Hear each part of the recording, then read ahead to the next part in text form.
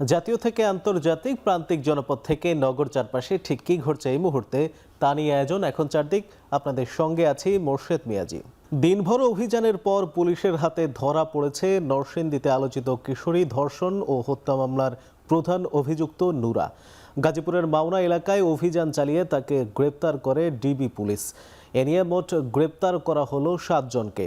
বৃহস্পতিবার সন্ধ্যায় হত্যার শিকার কিশোরীর মা থানায় মামলা দায়ের করে। পরে পুলিশ অভিযান চালিয়ে 5 অভিযুক্তকে গ্রেপ্তার করে। সকালে ঢাকা রেঞ্জের ডিআইজি রেজাউল করিম বাকি অভিযুক্তদের দ্রুত গ্রেপ্তারের আশ্বাস দেন। এরপরেই সাঁড়াশি অভিযানে নামে আইনশৃঙ্খলা বাহিনী।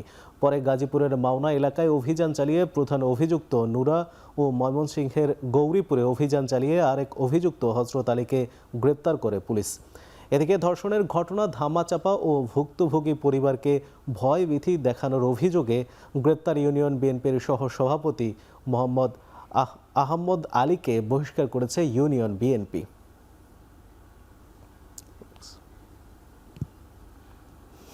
এ নিয়ে আরো জানাতে নরসিংদী জেলা পুলিশ সুপারের কার্যালয় থেকে যুক্ত হচ্ছেন সহকর্মী রাকিবুল ইসলাম।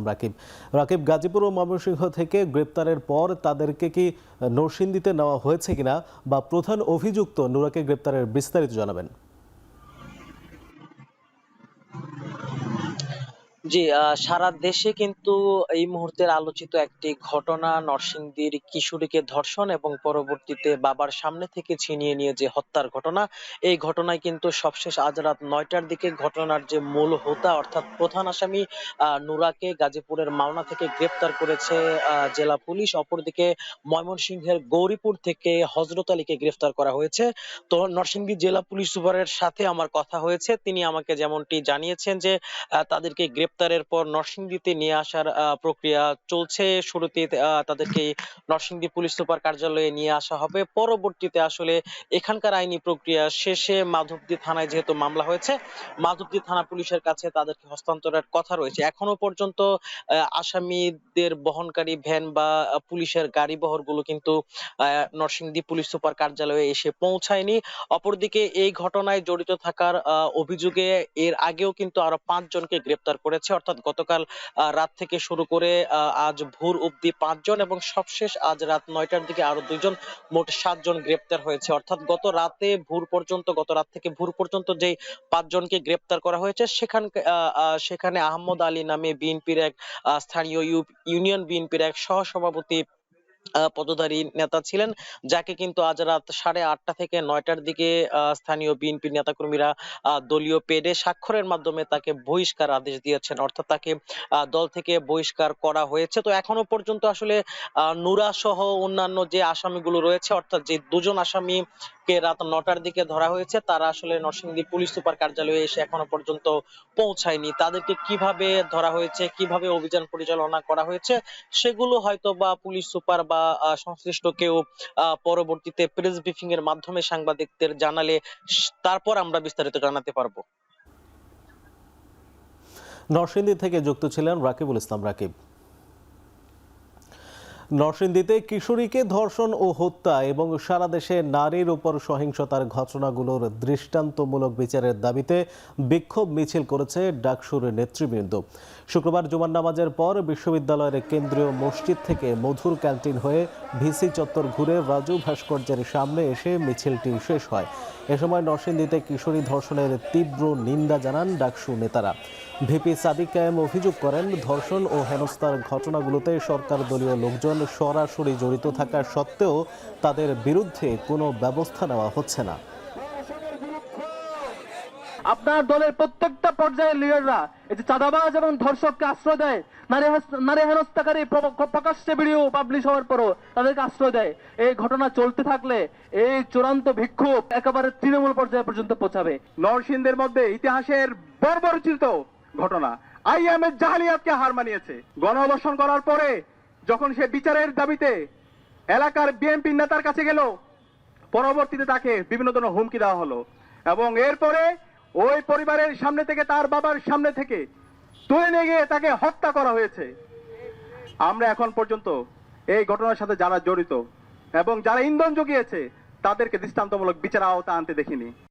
পুলিশ হত্যা সহ অমীমাংসিত বিষয়ে তদন্ত হয়েছে। প্রয়োজনে আরও হবে বলে জানিয়েছেন স্থানীয় সরকার মন্ত্রী মির্জা ফখরুল ইসলাম আলমগীর। শুক্রবার দুপুরে ঠাকুরগাঁও শহরের হাজীপাড়া হাফিজিয়া মাদ্রাসার নতুন ভবন উদ্বোধন শেষে সাংবাদিকদের সঙ্গে আলাপকালে তিনি একথা বলেন। এ সময় মির্জা ফখরুল ইসলাম আলমগীর বলেন, জুলাই গণঅভ্যুত্থানে পুলিশ হত্যার তদন্তের বিষয়ে স্বরাষ্ট্রমন্ত্রী যেটা বলেছেন সেটাই হবে এবং দ্রুত তদন্ত করা হবে। তিনি আরও বলেন, যথাসময়ে স্থানীয় সরকার নির্বাচন হবে, গণতন্ত্রকে প্রাতিষ্ঠানিক রূপ দেওয়ার কাজ করা হবে।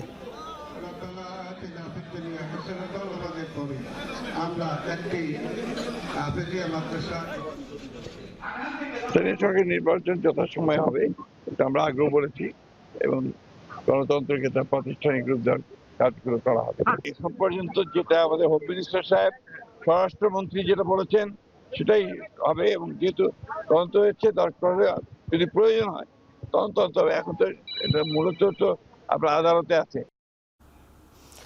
বিএনপি যে প্রতিশ্রুতি দিয়েছিল তা বাস্তবায়নের লক্ষ্যে কাজ করে যাচ্ছে তারেক রহমান, মন্তব্য করেছেন স্থানীয় সরকার মন্ত্রী মির্জা ফখরুল ইসলাম আলমগীর।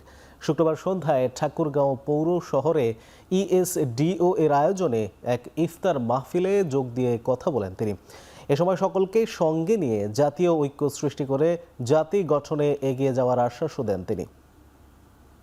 আমরা যে কথাগুলো বলেছিলাম সেই কথাগুলো বাস্তবায়িত করবার লক্ষ্যে আমরা দ্রুততার সঙ্গে এগিয়ে যাব।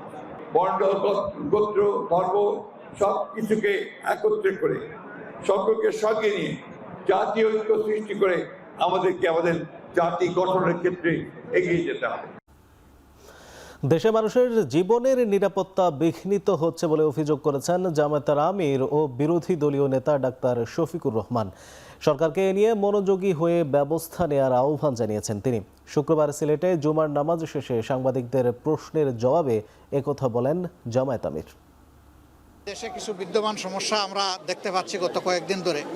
মানুষের জীবনের নিরাপত্তা দারুণভাবে বিঘ্নিত হচ্ছে। আমরা সরকারকে দৃষ্টি আকর্ষণ করব যে এইদিকে সরকার যেন যথাযথ মনোযোগ দেন। সরকার দলের কিছু গুরুত্বপূর্ণ দায়িত্বশীল ব্যক্তি এমনকি মন্ত্রী পর্যায়ে থেকে এমন কিছু কাঁচা কথাবার্তা বলেছেন যেটা সমাজকে এখন অস্থির করে তুলছে এবং অপরাধকে উস্কে দিচ্ছে। এই সমস্ত দায়িত্বজ্ঞানহীন কাণ্ড কারখানা চলতে থাকলে এই দেশ ভালোর দিকে যাবে কিভাবে? দায়িত্ব মূলত সরকারকেই নিতে হবে। জবাবদিহিতার ভয় যাদের মধ্যে নেই তারাই ইলেকশন ইঞ্জিনিয়ারিং করে বলে মন্তব্য করেছেন জামায়াতের সহকারী সেক্রেটারি জেনারেল হামিদুর রহমান আজাদ। শুক্রবার রাজধানীর অভিজাত হোটেলে জাকাত ও রমজানের তাৎপর্য শীর্ষক আলোচনার সভায় এসব কথা বলেন জামায়াতের সহকারী সেক্রেটারি জেনারেল। এ সময় বলেন, এদেশে রমজান মাসেও যাবতীয় অপরাধমূলক কাজ চলমান। রমজানের মর্যাদা না বুঝলে চাঁদাবাজি, সুদ, ঘুষ কিছুই বন্ধ হবে না। দেশের অর্থনীতিকে চাঙ্গা করতে হলে জাকাত বাস্তবায়নের কোনো বিকল্প নেই বলেও জানান তিনি।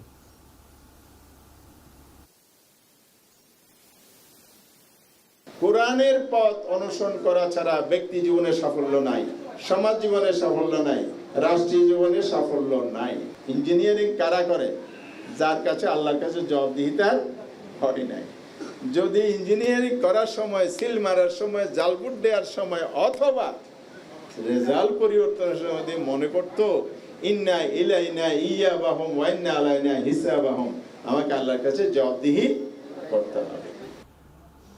জাতিসংঘ সাধারণ পরিষদের ৮১তম অধিবেশনে সভাপতি পদে বাংলাদেশকে সমর্থন জানিয়েছে পাকিস্তান, সৌদি আরব সহ বেশ কয়েকটি মুসলিম দেশ। জেদ্দায় ওআইসি সম্মেলনের সাইড লাইনে ডক্টর খলিলুর রহমানের সাথে এমন আশ্বাস দেন দেশগুলোর প্রতিনিধিরা। এ সময় প্রধানমন্ত্রী তারেক রহমানকে জেদ্দা সফরের আমন্ত্রণ জানান সৌদি পররাষ্ট্রমন্ত্রী। তিনি পাকিস্তানের পররাষ্ট্রমন্ত্রী মোহাম্মদ ইসহাক দার, সৌদি উপপররাষ্ট্রমন্ত্রী ওয়ালিদ এল খেইরেজি, তুরস্কের উপ পররাষ্ট্রমন্ত্রী মুসা কুলাকুলি কায়া, ফিলিস্তিনের পররাষ্ট্রমন্ত্রী ভার্সেন আগা বেকিয়ান এবং গাম্বিয়ার পররাষ্ট্রমন্ত্রী সেরিং মদু এনজিএ এর সঙ্গে বৈঠক করেন। বৈঠকে অংশগ্রহণকারী নেতারা প্রধানমন্ত্রী তারেক রহমানকে অভিনন্দন জানান এবং বাংলাদেশের রাজনৈতিক স্থিতিশীলতা ও উন্নয়নে আস্থা প্রকাশ করেন। তারা জাতিসংঘ সাধারণ পরিষদের ৮১তম অধিবেশনের সভাপতি পদে বাংলাদেশের প্রার্থিতার প্রতি সমর্থনও জানান। ফিলিস্তিন প্রশ্নে বাংলাদেশ ১৯৬৭ পূর্ব সীমান্ত ও পূর্ব জেরুজালেমকে রাজধানী করে স্বাধীন রাষ্ট্র প্রতিষ্ঠার পক্ষে নিজের অবস্থান পুনর্ব্যক্ত করেছে। রোহিঙ্গা ইস্যুতেও সহযোগিতা জোরদারে একমত হয়েছে সংশ্লিষ্ট দেশগুলো।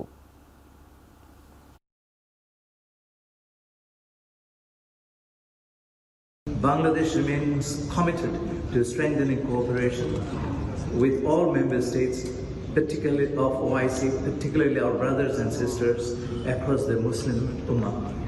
Mr. Chair, we have assembled at a critical moment to express our unwavering solidarity with the oppressed people of Palestine in the face of yet another unilateral and unlawful measure by the Israeli authorities. রাজধানী সহ দেশের বিভিন্ন অঞ্চলে আবারও ভূমিকম্প অনুভূত হয়েছে। শুক্রবার দুপুর 1:52 এই ভূমিকম্প অনুভূত হয়। এই ভূমিকম্পনের মাত্রা ছিল 5.3। ভূমিকম্পনের উৎপত্তিস্থল বাংলাদেশের সাতক্ষীরা জেলার আশাশুনি এলাকায়।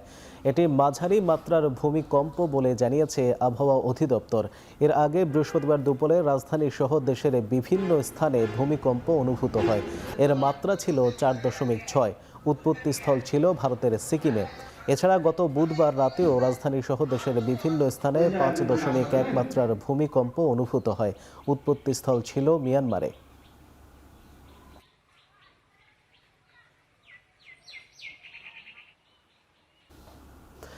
এদিকে বাংলাদেশের ভূমিকম্পে কেঁপে ওঠে ভারতের পশ্চিমবঙ্গ। শুক্রবার স্থানীয় সময় দুপুর 1:22 নাগাদ কলকাতা সহ আশেপাশের শহর ভূমিকম্পে অনুভূত হয়। ভারতের গণমাধ্যমগুলোর খবর, ভূমিকম্পনের উৎপত্তিস্থল বাংলাদেশের সাতক্ষীরা জেলা। রিখটার স্কেলে এর মাত্রা ছিল 5.4। এ সময় ভয়ে আতঙ্কে ঘর থেকে বের হয়ে আসে মানুষ। তবে ভূমিকম্পনের ঘটনায় কোনো প্রাণহানি বা ক্ষয়ক্ষতির খবর পাওয়া যায়নি। এর আগে ফেব্রুয়ারির শুরুতে 6.1 মাত্রার ভূমিকম্পে কেঁপে উঠেছিল পশ্চিমবঙ্গ।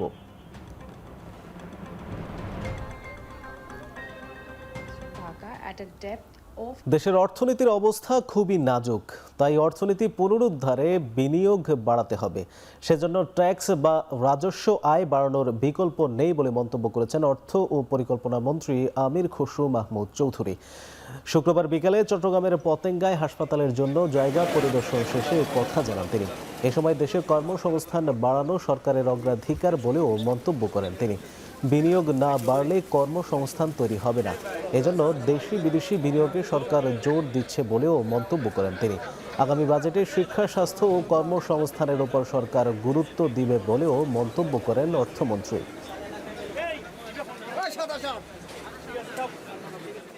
ট্যাক্স বাড়াতে হবে আমাদের, এবং ট্যাক্স বাড়ানোর মাধ্যমে যে ইনভেস্টমেন্ট বাড়াতে হবে, দেশের ভিতরে দেশের বাইরে ইনভেস্টমেন্ট বাড়াতে হবে। এর মাধ্যমেই তো একমাত্র আপনি ট্যাক্স জিডিপি বাড়ানো যাবে। বিএনপির নির্বাচনী প্রোগ্রামের মধ্যে কর্মসংস্থান একটা বড় প্রোগ্রাম, সুতরাং ইনভেস্টমেন্ট, বিনিয়োগ না হলে তো ইনভেস্টমেন্ট না হলে তো কর্মসংস্থান প্রত্যেকে হবে। এই জন্য আমরা জোর দিচ্ছি ইনভেস্টমেন্টে, দেশি বিদেশি ইনভেস্টমেন্ট। বাংলাদেশিদের ভারতীয় ভিসার জন্য পররাষ্ট্র মন্ত্রণালয় কাজ করছে বলে জানিয়েছেন পররাষ্ট্র প্রতিমন্ত্রী শামা ওবায়েদ। বিকেলে ফরিদপুরের সালথা উপজেলার বল্লভদী, সোনাপুর ও যদু নন্দী ইউনিয়ন বিএনপি ও অঙ্গ সংগঠনের আয়োজনে ফুলবাড়িয়া উচ্চ বিদ্যালয় মাঠে ইফতার ও দোয়া মাহফিল অনুষ্ঠানে তিনি এসব কথা বলেন। বাংলাদেশের নাগরিকরা যাতে ওখানে যেতে পারে সেই ব্যবস্থা ভারতীয় হাইকমিশনার করছেন বলেও জানান পররাষ্ট্র প্রতিমন্ত্রী। পররাষ্ট্র মন্ত্রণালয় ইতিমধ্যে এটা নিয়ে কাজ করছে। আমাদের ভারতের সাথে কথা হয়েছে, ভারতের হাই কমিশনার এসেছিলেন এবং ওনারা ইতিবাচক এবং ওনারা খুব দ্রুত সম্ভব যাতে ভিসা প্রক্রিয়াটা স্বাভাবিক হয়ে যায় এবং আমাদের বাংলাদেশের নাগরিকরা ওখানে যেতে পারে সেই ব্যবস্থা ওনারা করছেন। সাংবাদিকতার সংজ্ঞা সাংবাদিক প্রতিষ্ঠানকেই নির্ধারণ করতে হবে। সাংবাদিকদের নির্ধারিত সংজ্ঞাকে তথ্য মন্ত্রণালয় একটা কাঠামোর মধ্যে দাঁড় করাবে বলে মন্তব্য করেছেন তথ্য ও সম্প্রচার মন্ত্রী জহিরুদ্দিন স্বপন। শুক্রবার বিকেলে বরিশাল প্রেস ক্লাবের আয়োজনে স্বজন স্মরণ অনুষ্ঠানে প্রধান অতিথির বক্তব্যে এসব কথা বলেন তিনি বলেন, সর্বসম্মতিক্রমে গণমাধ্যম কর্তৃক নির্ধারিত জবাবদিহিতার সীমানা নির্ধারণ করতে এবং ওই সীমানার মধ্যে স্বাধীনতা নিশ্চিত করার দায়িত্ব হচ্ছে রাষ্ট্রের। তিনি আরও বলেন, জবাবদিহিতা ও সীমানা নির্ধারণ করার ব্যাপারে গণমাধ্যম স্বাধীনতা নিশ্চিত করবে রাষ্ট্র। আয়োজিত স্বজন স্মরণ অনুষ্ঠানে বরিশাল প্রেস ক্লাবের সভাপতি আমিনুল ইসলাম খসরুর সভাপতিত্বে বক্তব্য রাখেন ঢাকা জাতীয় প্রেস ক্লাবের সাবেক সাধারণ সম্পাদক, ডিআরইউ এর সাবেক সাধারণ সম্পাদক, ডিআরইউ এর বর্তমান সাধারণ সম্পাদক সহ বরিশালের জেলা ও পুলিশ প্রশাসনের ঊর্ধ্বতন কর্মকর্তারা। সাংবাদিকতার সংজ্ঞা আপনাদের সাংবাদিক প্রতিষ্ঠানকে নির্ধারণ করতে হবে। আপনাদের নির্ধারিত সংজ্ঞাকে তথ্য মন্ত্রণালয় এটাকে একটা কাঠামোর মধ্যে দাঁড় করবে, ফলে দায়িত্বটা প্রথমত আপনাদেরকে নিতে হবে, কারণ এরকম একটা মহান পেশার সংজ্ঞা বাইরের থেকে কিন্তু আমরা কেউ নির্ধারণ করতে পারবো না। এক, ঈদে সড়ক ও নৌ রেলপথে যাত্রা নির্বিঘ্ন ও আনন্দদায়ক করা সহ চাঁদাবাজদের বিরুদ্ধে শাস্তিমূলক ব্যবস্থা নেওয়ার কথা জানিয়েছেন সড়ক পরিবহন ও রেল প্রতিমন্ত্রী হাবিবুর রশিদ হাবিব। শুক্রবার বিকেলে রাজধানীর নন্দীপাড়ায় খাল পরিদর্শনে গিয়ে প্রতিমন্ত্রী বলেন, নগরীতে অবৈধ দখলে থাকা খাল পুনরুদ্ধার, পানি প্রবাহ সচল ও সৌন্দর্য বৃদ্ধি করতে শিগগিরই খননের কাজ শুরু হবে। প্রধানমন্ত্রী তারেক রহমানের নির্দেশে এলাকা ভিত্তিক জলাবদ্ধ খাল ও জলাশয় চিহ্নিতের কাজ শুরু হয়েছে বলেও জানান তিনি। অবৈধ দখলে থাকা খাল দখলমুক্ত করতে কারো রাজনৈতিক পরিচয় বিবেচনা করা হবে না বলেও হুঁশিয়ারি দেন প্রতিমন্ত্রী।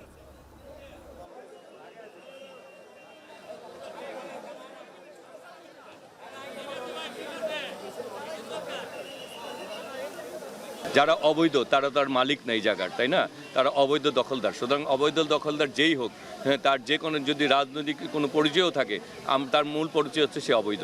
এই সরকার চাঁদাবাজি বন্ধের একবারে কঠোর পদক্ষেপ গ্রহণ করবে।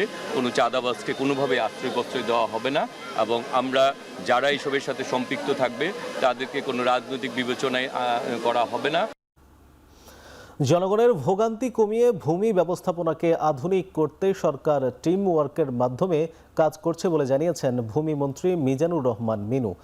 শুক্রবার সকালে রাজশাহীতে গণমাধ্যম কর্মীদের সাথে মত বিনিময়ে এই কথা জানান তিনি। ওয়ান স্টপ সার্ভিসের মাধ্যমে জমির মালিকদের হয়রানি কমানোর চেষ্টাও চলছে জানান ভূমিমন্ত্রী। আমাদের নির্বাচিত সরকার স্বচ্ছতার ভিত্তিতে জনগণের সেবা জনগণের পৌঁছানো, কোনো যেন দুর্নীতি যেন না থাকে, বিভিন্ন টায়ারে হয়, সেজন্য আমরা চেষ্টা করছি ওয়ান স্টপ সেন্টার সারা বাংলাদেশে মন্ত্রণালয় ইতিমধ্যে ঢাকায় হয়েছে, কিন্তু আমরা চাচ্ছি সমস্ত ডিসি অফিসের পাশে ওয়ান স্টপ সেন্টার যেখানে। বিগত সময়ে হাওরের ফসল রক্ষা বাঁধ নির্মাণে অনেক দুর্নীতি হয়েছে। ভবিষ্যতে দুর্নীতি রোধে জিরো টলারেন্স নীতি গ্রহণ করা হবে বলে জানিয়েছেন পানি সম্পদ মন্ত্রী শহীদ উদ্দিন চৌধুরিয়ানী। সুনামগঞ্জের ধর্মপাশার চন্দ্রসোনার তাল হাওর পরিদর্শনে এসে কথা জানান তিনি। আমরা চেষ্টা করছি যে সাধারণ মানুষের জন্য যেটি খুব বেশি সহায়ক, জনগুরুত্বপূর্ণ, সেই দিকে নজর রেখে আমরা এই কাজগুলোকে সম্পূর্ণ করব। কোনোভাবেই যেন দুর্নীতি না থাকে, আমাদের এই মহৎ উদ্যোগকে কেউ যেন বাধাগ্রস্ত না করতে পারে দুর্নীতির মাধ্যমে। আমরা এই সরকার খুব সতর্ক আছি, সজাগ আছি, এবং আমরা পাহারাদারের ভূমিকা অবতীর্ণ হয়ে জনস্বার্থে এই কাজগুলোকে ত্বরান্বিত করব। বিগত সরকার নানা কারণে অনেকগুলো বিমানবন্দর বন্ধ করে দিয়েছে। বিশেষ করে ঠাকুরগাঁও, নীলফামারী, বগুড়ার বিমানবন্দরগুলো বন্ধ করা হয়েছে। এগুলোকে আবার চালুর আহ্বান জানান বেসামরিক বিমান ও পর্যটন প্রতিমন্ত্রী এম রশিদুজ্জামান মিল্লাত। জামালপুরে প্রিন্ট ও ইলেকট্রনিক মিডিয়ার সাংবাদিকদের সাথে মত বিনিময়ের সময় প্রতিমন্ত্রী এসব কথা বলেন।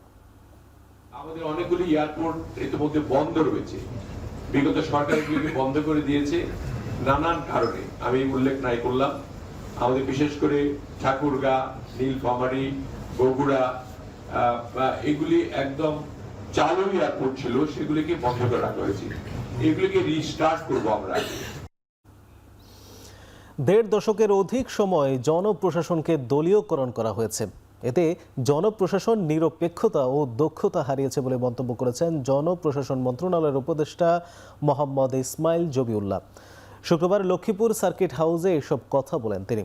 জনপ্রশাসন মন্ত্রণালয়ের উপদেষ্টার দায়িত্ব পাওয়ার পর এই প্রথম তিনি লক্ষ্মীপুর এসেছেন। জনপ্রশাসনকে যেভাবে দলীয়করণ করা হয়েছে, যেভাবে পার্টিজান করা হয়েছে, পোলারাইজেশন করা হচ্ছে, পলিটিক্যাল পোলারাইজেশন, যার ফলে বাংলাদেশের জনপ্রশাসন তাদের যে নিরপেক্ষতা হারিয়েছে।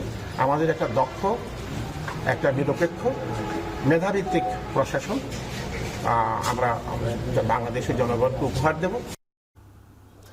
শিক্ষা ও সংস্কৃতির জ্ঞান ভিত্তিক চর্চার মধ্য দিয়ে সমাজকে উন্নতির দিকে নিয়ে যাওয়ার উপর গুরুত্ব আরোপ করেছেন সংস্কৃতি বিষয়ক মন্ত্রী নিতাই রায় চৌধুরী। শুক্রবার সকালে নিজ এলাকায় নেতাকর্মীদের উদ্দেশ্যে কথা বলেন তিনি। বেকার সমস্যার সমাধানের জন্য এখানে এমন কিছু উৎপাদনমুখী কর্মকাণ্ড আমাদের করতে হবে যাতে করে বেকারদের মধ্যে একটা ব্যাপক অংশ অর্ধশিক্ষিত এবং অশিক্ষিত যে বেকাররা তারা নিজের উদ্যোগে আত্মকর্মসংস্থানের মাধ্যমে তারা সমাজে তার ক্রয় ক্ষমতা বৃদ্ধি করতে পারে। ওআইসি সম্মেলন থেকে ফিরে পররাষ্ট্রমন্ত্রী ডক্টর খলিলুর রহমান শাহজালাল আন্তর্জাতিক বিমানবন্দরে কথা বলছেন, সরাসরি চলে যাচ্ছে সেখানে। বিভিন্ন অঞ্চল থেকে নির্বাচিত হয়। এই বছর এখন যেটা চালু আছে ৮০তম, সেটার সভাপতি ইউরোপ অঞ্চল থেকে, পশ্চিম ইউরোপ অঞ্চল থেকে জার্মানি, যারা ইউরোপিয়ান ইউনিয়নের মেম্বার। আগামী বছর এটা পাওয়ানো হচ্ছে এশিয়া এবং প্রশান্ত মহাসাগরীয় অঞ্চলের। এতে প্রথম প্রার্থিতা ডিক্লেয়ার করে সাইপ্রাস, কিন্তু সাইপ্রাস হচ্ছে ইউরোপিয়ান ইউনিয়নের একজন পূর্ণ সদস্য এবং জাতিসংঘের ইকোনমিক কমিশন অফ ইউরোপের তারা একজন সদস্য। আমরা যেরকম এসক্যাপের সদস্য, তাই না? আচ্ছা, economic commission for Asia and Pacific, তারা সেইটা নেয়, তারা তাদের আইডেন্টিটি সম্পূর্ণভাবে ইউরোপিয়ান। অথচ এটা পাওয়ানো হচ্ছে এশিয়া এবং প্রশান্ত মহাসাগর অঞ্চলের। এর জন্যে গত বছর আমাদের বিভিন্ন বন্ধুরাষ্ট্র বলেছেন যে এশিয়ার স্বার্থ রক্ষার জন্য আপনারা এই প্রার্থীটা আপনাদের প্রার্থী দেওয়ার জন্য আমরা আপনাদেরকে অনুরোধ জানাচ্ছি। এবং আমাদের বিবেচনায় ছিল দুটো বিষয়, যে ৪০ বছর পর আবার আমরা এই পদে নির্বাচিত হওয়ার একটা সুযোগ পাচ্ছি, আর এই অঞ্চলের দেশ হিসাবে এই অঞ্চলের স্বার্থ রক্ষা, সেটা আমাদের একটা প্রধান দায়িত্ব। এই অঞ্চলের স্বার্থ যদি অঞ্চলের দেশগুলো না দেখে, বাইরে থেকে কেউ এসে দেখবে না। এই দুটো বিবেচনায় আমরা ইন্টারিম গভর্নমেন্টের সময় প্রার্থিতা দেওয়ার বিষয়টি চূড়ান্ত করেছি এবং 1986 সালে 41তম জেনারেল অ্যাসেম্বলিতে আমাদের তৎকালীন পররাষ্ট্রমন্ত্রী হুমায়ুন রশিদ চৌধুরী সাহেব, উনি ছিলেন আমাদের ক্যান্ডিডেট, এবং সেই রীতি অনুযায়ী আমরা ইন্টারিম গভর্নমেন্টের ফরেন অ্যাফেয়ার্স অ্যাডভাইজার জনাব তৌহিদ হোসেনকে এই প্রার্থিতা আমরা সিদ্ধান্ত নিয়েছিলাম। সেপ্টেম্বর মাসে আমরা এটা পরিষ্কার হয় যে প্যালেস্টাইন তাদের প্রার্থিতা বজায় রাখবে। আমরা তখন আমাদের যে ক্যান্ডিডেচার, এটাকে আমরা সাসপেনশনে রাখি। আমাদের একটা আশঙ্কা ছিল, যেহেতু প্যালেস্টাইন জাতিসংঘের পূর্ণ সদস্য নয়, সেহেতু হয়তোবা একসময় তারা প্রার্থিতা উইথড্র করতে পারে। সে অবস্থাতে এশিয়া অঞ্চল থেকে আমাদের ক্যান্ডিডেচার বজায় রাখা দরকার ছিল, এবং আমাদের সে আশঙ্কা অনুযায়ী বা অনুমান অনুযায়ী শেষ পর্যন্ত আপনারা জানেন কয়েকদিন আগে প্যালেস্টাইন তাদের প্রার্থিতা তুলে নিয়েছে, প্রত্যাহার করেছে, এবং আমাদের প্রার্থীটা অটোমেটিকলি, এটা তো আমরা তুলে নিইনি, সরকার বদল হয়েছে, প্রার্থী বদল হয়েছে। জনাব তৌহিদ সাহেব উনি পররাষ্ট্র উপদেষ্টা ছিলেন, এখন আমি পররাষ্ট্রমন্ত্রী, আমাকে সেখানে অটোমেটিকলি আমার নাম এসেছে। তো আমাদের একটা চ্যালেঞ্জ হচ্ছে যে আমরা সাইপ্রাস তারা বছর জুড়ে প্রচার করেছে, আমাদের হাতে মাত্র আছে 3 মাস বা তার চেয়ে কম। তো এই অবস্থাতে আমাদের প্রধান একটা উপজীব্য বিষয় ছিল যে এই অল্প সময়ে আমরা কতটুকু পথ অতিক্রম করতে পারবো নিশ্চিত জয়ের জন্য, এবং সেটা বোঝবার জন্য আমরা আমাদের ওআইসি বন্ধু দেশগুলোর সঙ্গে কথা বলেছি। আমরা তাদের কাছ থেকে অকুণ্ঠ সমর্থন পেয়েছি, জোর সমর্থন পেয়েছি, এবং তারা বলেছেন যে তারা শুধু আমাদের সমর্থনই করবেন না, আমাদের প্রার্থিতার পক্ষে তারা সারা বিশ্বে প্রচারণা চালাবেন।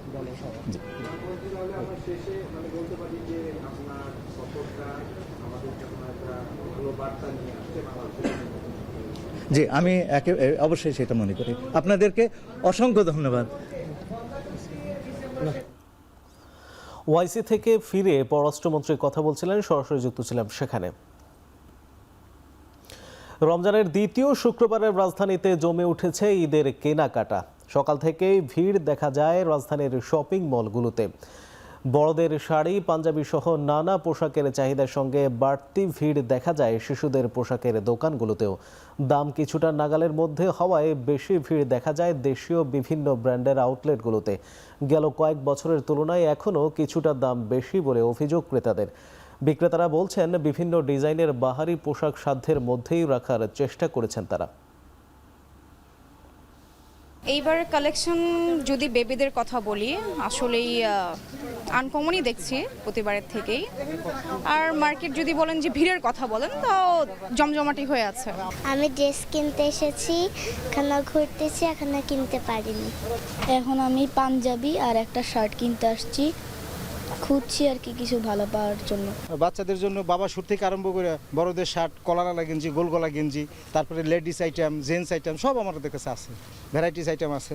ইনশাল্লাহ আজকে থেকে ভালো কাস্টমার আসছে।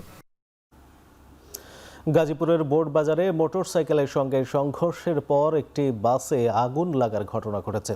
শুক্রবার সকাল 8:45টার দিকে এই দুর্ঘটনা ঘটে। ফায়ার সার্ভিস জানায়, বোর্ড বাজার এলাকায় ঢাকাগামী একটি বাসের সাথে বিপরীত দিক থেকে আসা মোটরসাইকেলের সঙ্গে সংঘর্ষ হয়। সংঘর্ষের পর মোটরসাইকেলটি বাসের নিচে আটকে সড়কের সঙ্গে ঘর্ষণ খেলে এতে সৃষ্ট স্ফুলিঙ্গ থেকে বাসে আগুন ধরে যায়। খবর পেয়ে ভোগড়া মডার্ন ফায়ার সার্ভিসের 2টি ইউনিট ঘটনাস্থলে পৌঁছে প্রায় 40 মিনিটের চেষ্টায় আগুন নিয়ন্ত্রণে আনেন।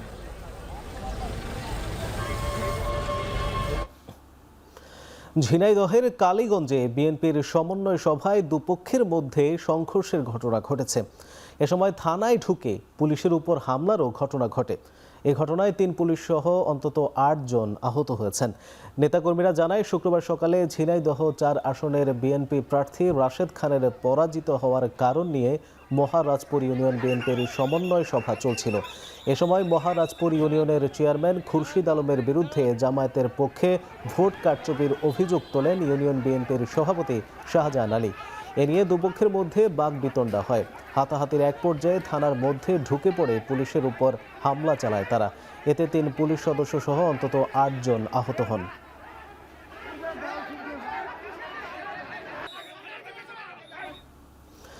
পূর্বশত্রুতার জেরে ফরিদপুরে এক যুবককে পিটিয়ে হত্যার অভিযোগ উঠেছে।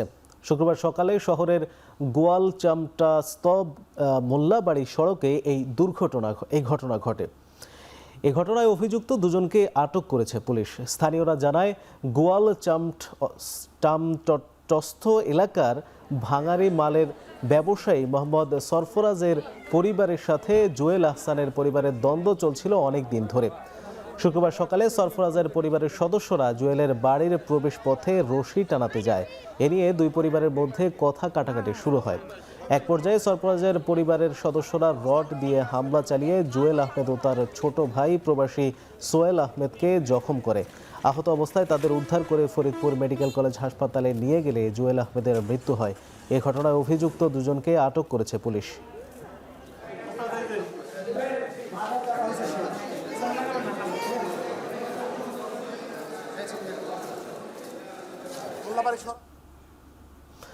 ব্রাহ্মণবাড়িয়ায় অর্থ ও পরিকল্পনা প্রতিমন্ত্রী জোনায়েদ সাকিকে গার্ড অফ অনার দিতে যাওয়ার পথে পুলিশের একটি গাড়ি দুর্ঘটনার কবলে পড়েছে। আহত হয় অন্তত 8 পুলিশ সদস্য। শুক্রবার সকালে বাঞ্ছারামপুর উপজেলার ভেলানগর এলাকায় এই দুর্ঘটনা ঘটে। পরে দুর্ঘটনার খবর পেয়ে আহত পুলিশ সদস্যদের দেখতে হাসপাতালে প্রতিমন্ত্রী যান জোনায়েদ সাকিব। পুলিশ জানায়, সকালে প্রতিমন্ত্রী জোনায়েদ সাকিকে সালামি দেওয়ার জন্য জেলা পুলিশ লাইন্স থেকে পুলিশ সদস্যদের বহনকারী একটি গাড়ি বাঞ্ছারামপুরের উদ্দেশ্যে রওনা হয়। পথে গাড়িটি ভেলানগর এলাকায় নিয়ন্ত্রণ হারিয়ে সড়কের পাশে খাদে পড়ে। আহতদের উদ্ধার করে বাঞ্ছারামপুর উপজেলার স্বাস্থ্য কমপ্লেক্সে ভর্তি করা হয়। পরে উন্নত চিকিৎসার জন্য 2 জনকে রাজধানীর রাজারবাগে কেন্দ্রীয় পুলিশ হাসপাতালে পাঠানো হয়।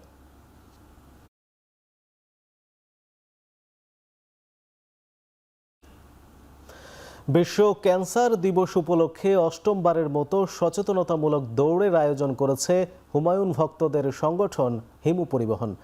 রান ফর ক্যান্সার অ্যাওয়ারনেস 2026 শিরোনামে এই আয়োজনে ক্যান্সার সার্ভাইভার সহ শিক্ষক, শিক্ষার্থী, তরুণ তরুণী ও নানা শ্রেণী পেশার শতাধিক লোক অংশগ্রহণ করেন।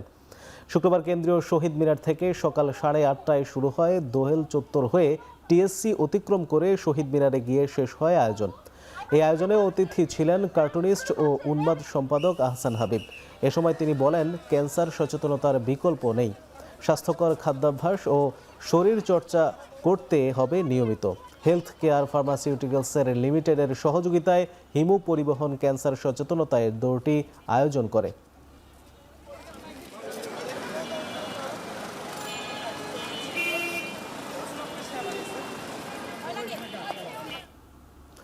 পর্দা উঠল ব্র্যাক ব্যাংকের আয়োজনে তারা উদ্যোক্তা মেলা 2026-এর।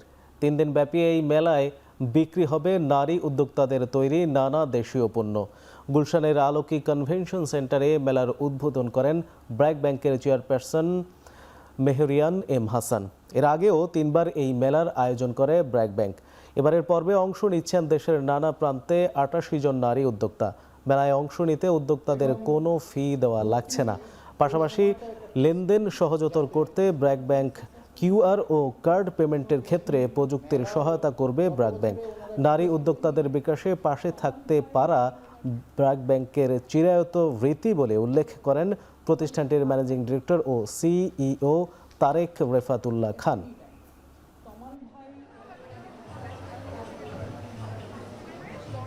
এবার আন্তর্জাতিক প্রসঙ্গ।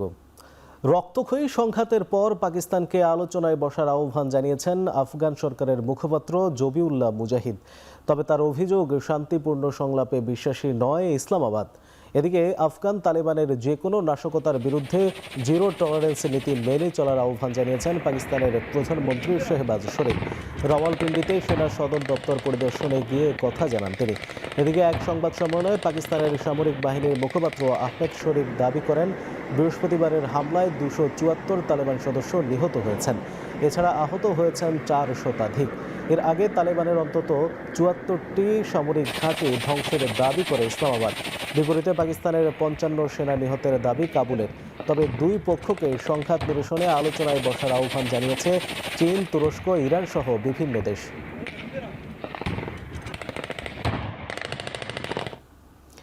অনুপ্রবেশের দায়ে মার্কিন একটি স্পিড বোটে কিউবার অভিযানে নিহত 4 জনের মধ্যে 1 জন এবং আহত আরও 1 জন মার্কিন নাগরিক বলে দাবি করেছে যুক্তরাষ্ট্র।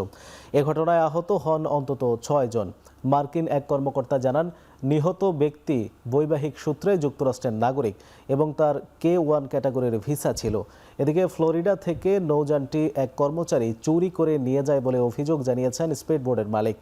ওয়াশিংটন অন্তত সতর্কতার সঙ্গে ঘটনার তদন্ত করছে বলে জানিয়েছেন মার্কিন পররাষ্ট্রমন্ত্রী মার্কো রুবিও। তাদের তদন্তে সর্বাত্মক সহায়তার আশ্বাস দিয়েছে হাভানা। বুধবার স্পিড বোটে করে 10 জনের একটি দল কিউবার জলসীমায় ঢুকে পড়ে। পরে তাদের সন্ত্রাসী উল্লেখ করে হামলা চালায় কিউবান কোস্টগার্ড।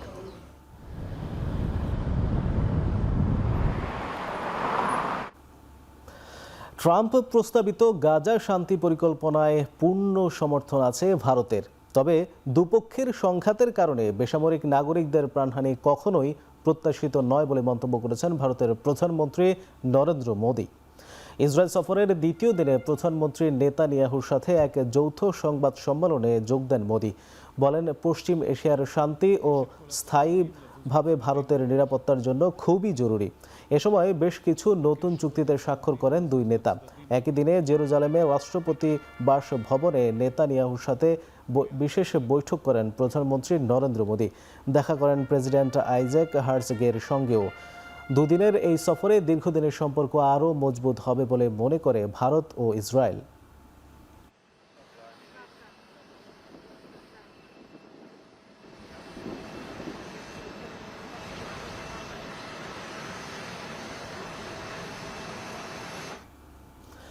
জেফ্রি এপস্টেইনের অপরাধ সম্পর্কে কোনো ধারণা ছিল না বলে দাবি করেছেন সাবেক মার্কিন পররাষ্ট্রমন্ত্রী হিলারি ক্লিন্টন। বৃহস্পতিবার কংগ্রেসের একটি বিশেষ প্যানেলে কথা বলার পর সাংবাদিকদের তিনি একথা জানান। হিলারি ক্লিন্টন বরাবরই দাবি করে আসছেন, জেফ্রি এপস্টেইনের সাথে তার কোনো ধরনের যোগাযোগ ছিল না। এপস্টেইনের সহযোগী গিলাইন ম্যাক্সওয়েলের সাথে পরিচয় থাকলেও তার অপরাধমূলক কাজ সম্পর্কে কিছুই জানেন না তিনি। হিলারি জানান, তার স্বামী বিল ক্লিন্টন 2002 সালের দিকে কয়েকবার এপস্টেইনের বিমানে ভ্রমণ করলেও কোনো অন্যায় কাজ করেননি তিনি। এপস্টেইনের সাথে পরিচয়ের জন্য তিনি দুঃখিত। আগামী শুক্রবার তার সাক্ষ্য দেওয়ার কথা। এদিকে জেফ্রি অ্যাপস্টেইন বা তার সহযোগীদের সম্পর্কে অন্য কাউকে প্রশ্ন করায় রিপাবলিকান সদস্যদের সমালোচনা করেন হিলারি।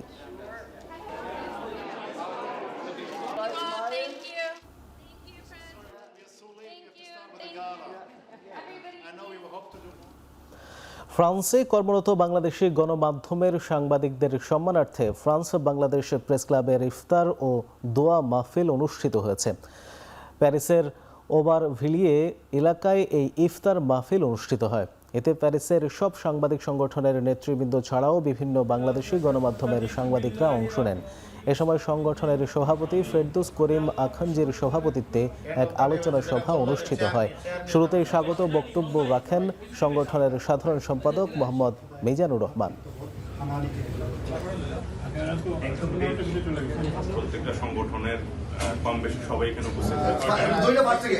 এবার খেলার প্রসঙ্গ। ক্রীড়া প্রতিমন্ত্রীর দায়িত্ব গ্রহণের পর প্রথমবারের মতো সোনালী অতীত ক্লাব পরিদর্শন করেছেন সাবেক বাংলাদেশ দলের অধিনায়ক আমিনুল হক। সতীর্থ ফুটবলার ও কোচদের সামনে ফুটবল নিয়ে নিজের পরিকল্পনা ব্যক্ত করেছেন ক্রীড়া প্রতিমন্ত্রী। অনুষ্ঠানে আগামী বাজেটের পর সব ধরনের খেলা পুরো বাংলাদেশে বিস্তৃত ও উন্নতিতে পর্যায়ক্রমে পদক্ষেপ রাখার কথাও জানান আমিনুল হক।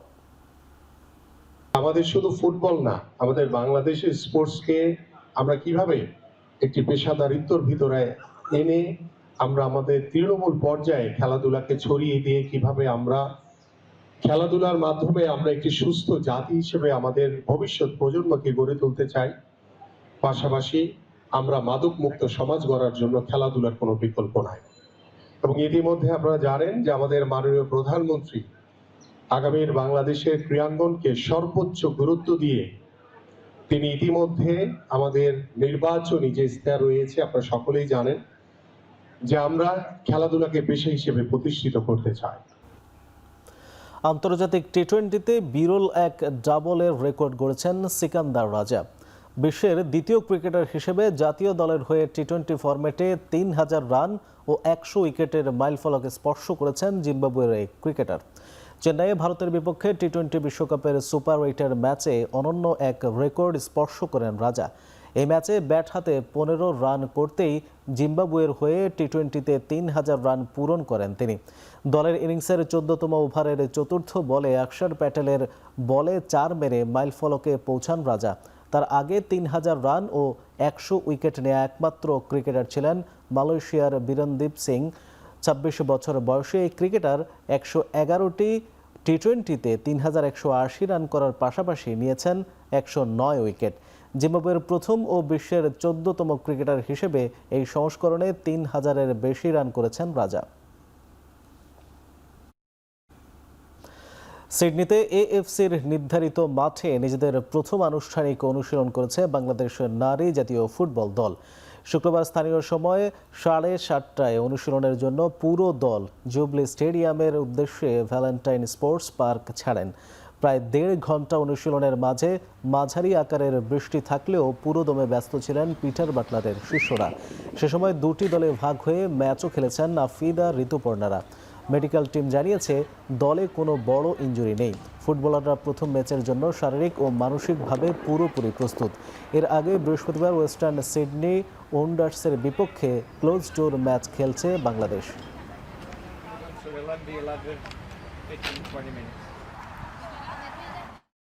ট্রেনিং গ্রাউন্ডেও আলহামদুলিল্লাহ সবাই ভালো করেছে। ওয়েদারের ব্যাপারে বলতে চাই সেটা হচ্ছে এই রৌদ্র এই বৃষ্টি, তারপর আমরা চেষ্টা করছি যে ওয়েদারের সাথে খাপ খেয়ে ট্রেনিং করতে। দলে তেমন কোনো ইনজুরি নেই, ছোটোখাটো ইনজুরি যেটা আছে আলহামদুলিল্লাহ ফিজিও আছে, ওটা রিকভারি হচ্ছে। চ্যাম্পিয়ন্স লিগের শেষ 16তে কে কার মুখোমুখি হবে তা নিয়ে ছিল নানা জল্পনা কল্পনা। শুক্রবার বিকালে ড্রয়ের মাধ্যমে সব জল্পনার অবসান ঘটেছে। শেষ 16তে আবারও মুখোমুখি হচ্ছে স্প্যানিশ জায়ান্ট রিয়াল মাদ্রিদ ও ইংলিশ ক্লাব ম্যানচেস্টার সিটি। এর আগে 2022-23 মৌসুমেও শেষ 8-এ ওঠার লড়াইয়ে একে অপরের বিপক্ষে লড়াই হয় এই দুই দলের। আতালান্তার বিপক্ষে লড়বে বায়ার্ন মিউনিখ। তুরস্কের ক্লাব গালাতাসারাইয়ের মুখোমুখি হবে লিভারপুল। গতবারের চ্যাম্পিয়ন পিএসজি খেলবে ইংলিশ ক্লাব চেলসির বিপক্ষে। এদিকে অ্যাটলেটিকো মাদ্রিদের প্রতিপক্ষ টটেনহ্যাম। নরওয়ের ক্লাব বোদো গ্লিম্ট শেষ 16তে পেয়েছে পর্তুগালের ক্লাব স্পোর্টিং লিসবনকে। আর্সেনালের প্রতিপক্ষ বায়ার লেভারকুসেন, আর স্প্যানিশ জায়ান্ট বার্সেলোনা খেলবে ইংলিশ ক্লাব নিউক্যাসল ইউনাইটেডের বিপক্ষে।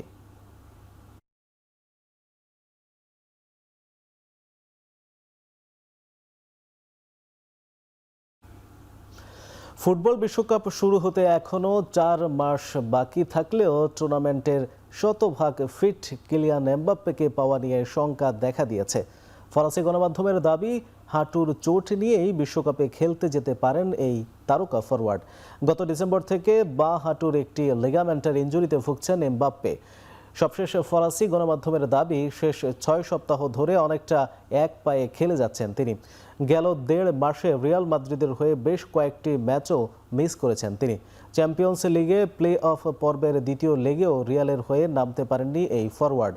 ফরাসি দৈনিক লেকিফ জানিয়েছে, অস্ত্রোপচারের ঝুঁকি এড়াতে এবং চোটের পরিমাণ না বাড়াতে বিশেষ চিকিৎসা নিচ্ছেন এমবাপ্পে।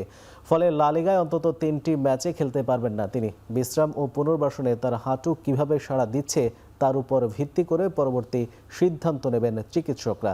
সব মিলিয়ে বিশ্বকাপে পূর্ণ ফিট এমবাপ্পেকে পাওয়া নিয়ে দেখা দিয়েছে ধোঁয়াশা।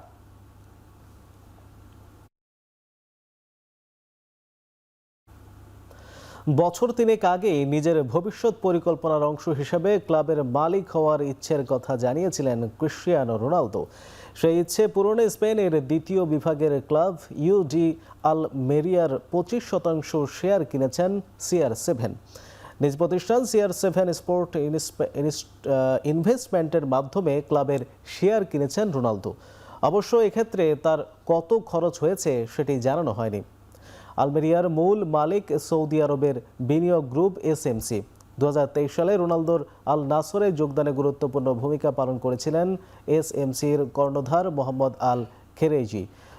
তখন থেকেই দুই পক্ষের মাঝে সম্পর্ক দারুণ। তারই অংশ হিসাবে SMCর সঙ্গে বিনিয়োগ করলেন রোনালদো।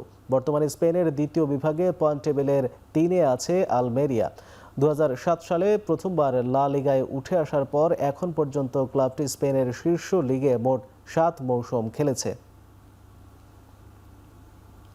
শেষ করছি এখন চারদিক। এখন টেলিভিশন ওয়েবসাইটে দেখতে ভিজিট করুন www.ekhon.tv। এছাড়া ফেসবুকে দেখতে ভিজিট করুন facebook.com/tv.ekhon এবং ইউটিউবে দেখতে ভিজিট করুন youtube.com/c/ekhon tv।